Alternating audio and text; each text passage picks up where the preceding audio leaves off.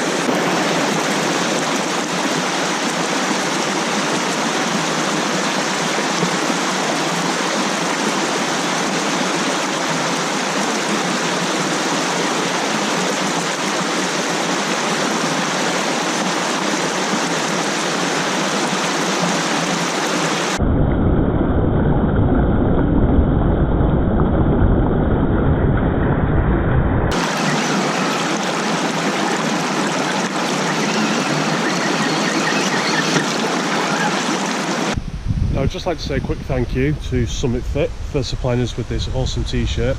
Their range of clothing is absolutely amazing. I'll post a couple of links in the description box below. The one to the specific t-shirt, which is the Air, which is Heyyyy. You can get them customized as well. As you can see here, we've got the logo in white. So you can customize them. They do all sorts of awesome clothing. We approached them asking, can they do us a t-shirt?